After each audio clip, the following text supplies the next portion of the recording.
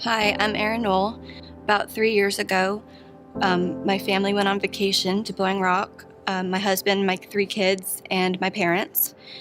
Um, we had been at Grandfather Mountain for the day and then got something to eat and then decided to go for a swim in the resort's indoor pool. So my husband and my mom and the kids were all swimming in the pool. They were just throwing around a beach ball, having fun, just swimming around. And then Brady came running up to me and said, "Mommy, Daddy went underwater. He's not moving and he's not coming back up." So my parents pulled him out of the water, limp. His face was blue. He wasn't breathing. The girl that had checked us in, she came over and said she knew how to do CPR. So she started doing CPR until the EMTs got there. My dad brought me to the hospital. When I got there, the pastor was already waiting to talk to me because they'd done an MRI and it showed that he had severe brain damage. They were life flighting him back to Charlotte. When I got to the hospital in Charlotte, the two ladies that were volunteering, they saw my face and heard who I was asking for, and they walked me all the way to the ICU. When I got to the ICU, they were in the process of cooling down his body. That was to allow his brain to heal. And then 24 hours later, they would warm him back up, and we'd have to wait and see what happened.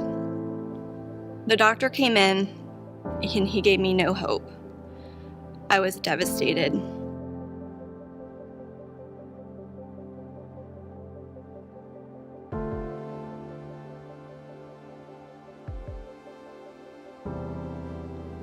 The nurse that was in there, she comforted me. She had a strong faith in Jesus. She hugged me, prayed with me, and told me doctors don't know everything. His family all arrived at the hospital. We sat and waited and prayed. The days felt like they went on forever. 3 days later, I was in the hallway, and my father-in-law came running up to me and said, "You've got to come see this." For some people, they say they see a bright white light.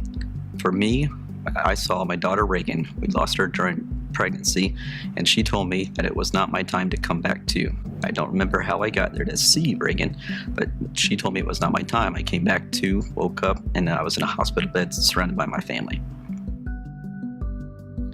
So I walk into the hospital room, and he's awake, and he's mouthing what happened. So then the doctors they're there, and they start asking him,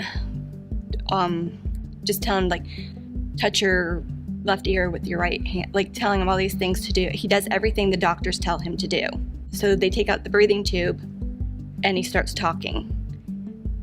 His memory's a little fuzzy, but overall, it's pretty good. Then they say that he's gonna need to go to rehab to get PT to get him walking. A little bit later, the PT at the hospital comes in, and he starts walking. They do another MRI, and it comes back with no brain damage. It's just gone, and the doctors have no explanation why. I remember the doctors talking to me and calling me a neurological miracle.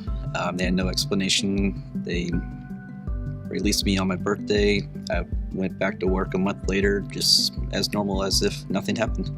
I thank God for science, for the machine that cooled his body down and allowed his brain to heal. I thank God for science, for the MRI that showed us that his brain had been healed. But ultimately, it was God that healed his brain, and I'm very thankful for that.